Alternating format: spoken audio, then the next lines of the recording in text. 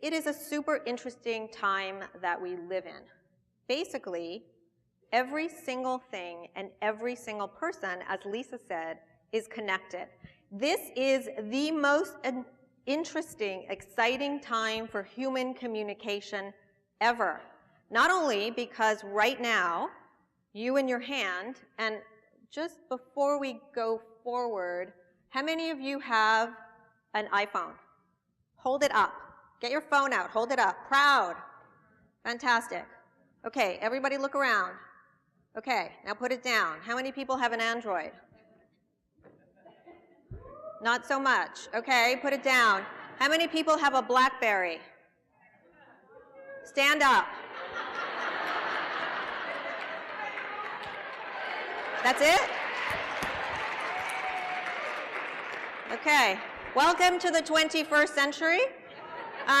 Okay. Is there anyone in this room who has a flip phone? Stand on the table. Come on up here.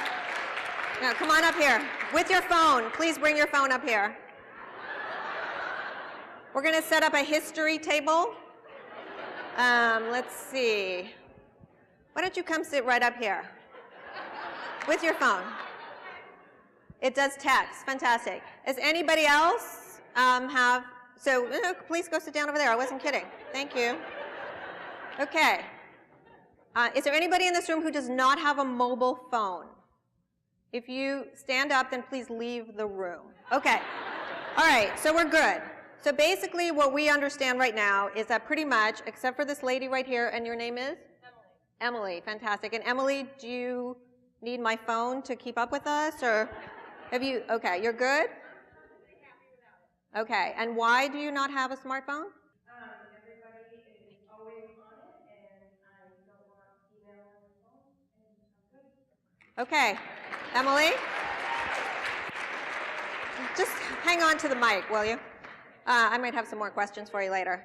So basically, Emily seems to be the only one who doesn't want to be connected, but not only are we connected to each other, not only right now, could I give you the name of some stranger in Nairobi, Kenya, and you could probably all go on your phones and Google that person and find them and actually get them, probably not on the phone, they probably use SMS, but you could pretty much be connected to anybody, anywhere. The cool thing is that it's not just people that are connected. It's not just that we're in what my sister, who's a futurist, calls the human-to-human economy. It's also that we are more and more connected to things. Does anybody have a Nest thermostat in their house? Right? If you don't know what that is, it's really, really cool.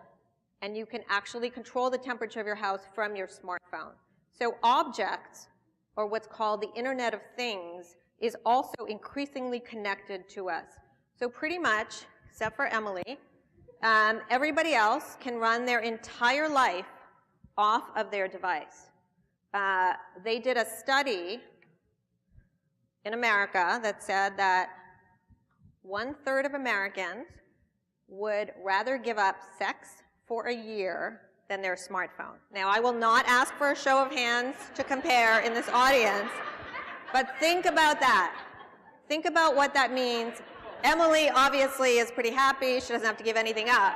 However, everyone else, right, is so connected now and feels like this thing is actually their second brain. Today, the problem is that we also live in an attention deficit world, right? There is so much information coming at us that the hardest part is keeping up. So we're going to talk a lot about that today. So it's just some interesting bits of information that actually, if you really think about them, can make you crazy. So we'll do this really quick so that you don't go crazy. So 4.6 billion pieces of content. Think about what that means. That's every single day. Now, what do I mean when I say content? What I'm talking about is everything from emails to texts, to videos, to those animated GIFs, to blog posts. Anything that is created and posted online, I don't care where it's posted, whether it's on a blog, on a website, or on social media, that's a piece of content. This is the even crazier statistic. It took 5,000 years to produce as much content as it's taken in the last 30. Think about that. Think about this attention scarcity generation that we live in. We are also constantly connected. So let's do another little survey. Who has checked their email in the last 24 hours?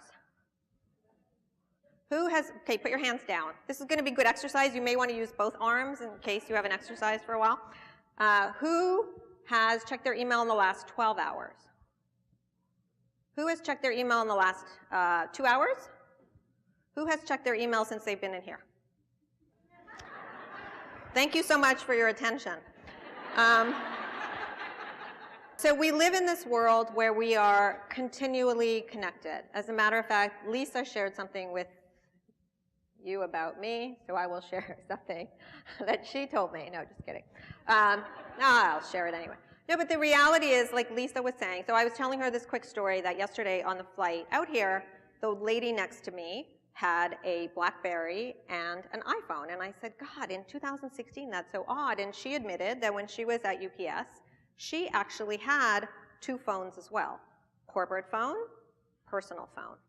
And that's part of the issue, I think, today is how do we blend our work life with our personal life? And how do we separate the two?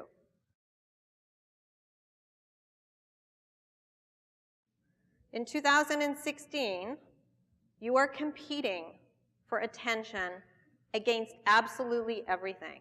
Even standing up here, I'm competing for your attention. I'm competing for your attention because you could be looking around, you could be on your phone, you could be on Facebook, you could be doing any number of things, but you are not ever paying attention to just one thing.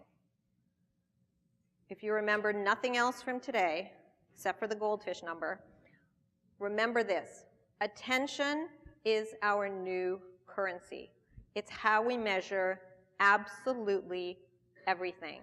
And it is getting increasingly difficult to hold people's attention. So while Lisa is talking about marketing and branding, that's super important. But if people aren't going to pay attention, if you're not reaching them where they live, it doesn't even matter what the message is because they're not paying attention to it. And that's really different from the way things have always been. So the first question when you think about, okay, so what do we do about this? How do we win? Question is, who do you want to reach? Which is kind of a difficult question too. So I know that you and many people these days are talking about millennials. We actually, I think they're kind of sitting in that back 2/3 of the room, and I kind of looked around. But it's not just about millennials. And I think that it's really important when we think about who we're going after, not just to classify them in demographic groups, but also to think about psychographics. Ultimately, it is getting harder and harder to figure out how to reach people. You used to put on a TV ad and reach everybody. In 1999, May 1999, I made a TV movie that aired during sweeps on CBS.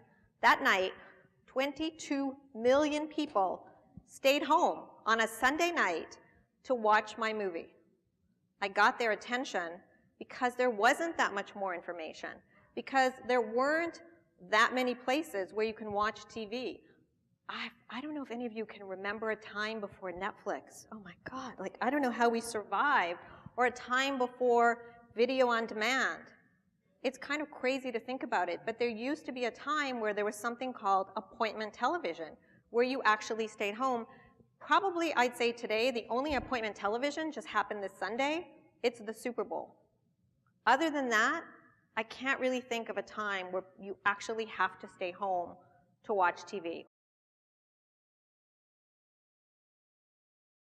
We talked about a little bit about collaboration. I think finding unlikely partners is really important. At Mike's Hard Lemonade, we were a tiny little company with no budget in a $100 billion industry trying to break in.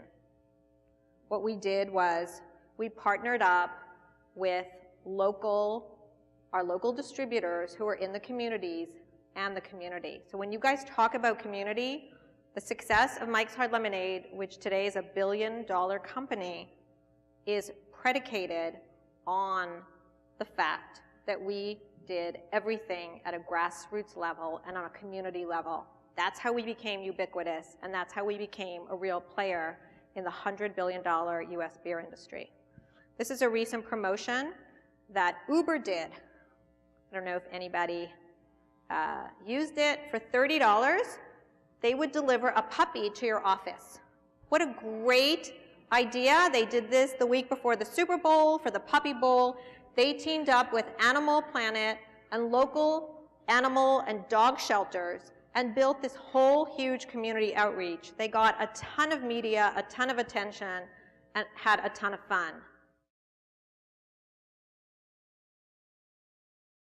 Stories. Everybody's talking about stories. I learned a lot about stories in Hollywood, and here's the most important thing you need to know about stories. Have a beginning, middle, and an end. That's it. Because storytelling is about making human-to-human connections. So ultimately, what you want to do is make sure that you are compelling people to engage with you. Draw them in. If you're not drawing them in, they do not care. Remember what I said at the very beginning. Why do I care? Whenever I'm working on anything that involves other people, I take a giant Post-it, I put it in the mirror in my bathroom, and I put that question up there, and I ask myself all the time, why do I care? Maybe make that the screensaver on your smartphone for everyone except for Emily, who can't do that. But maybe write it down on a piece of paper. But it's a good thing to continually question is, why do I care? And if you're wondering, how do I do all of this? How do I get into the mind of the donor? How do I know what they're thinking? There's one simple thing. Ask them. There is this whole new method that's coming out called design thinking, and it starts with empathy. And it's something we did very early on in Four Seasons, where we wanted to create a luxury experience for our guests. The problem was there were no other luxury hotel chains that were trying to do the same thing, so we didn't really have competitors. Plus, our employees, like the busboy or the janitor or the front desk clerk, had never stayed in a luxury hotel. There weren't that many places to go, so how would they know what it felt like? So we did something very simple.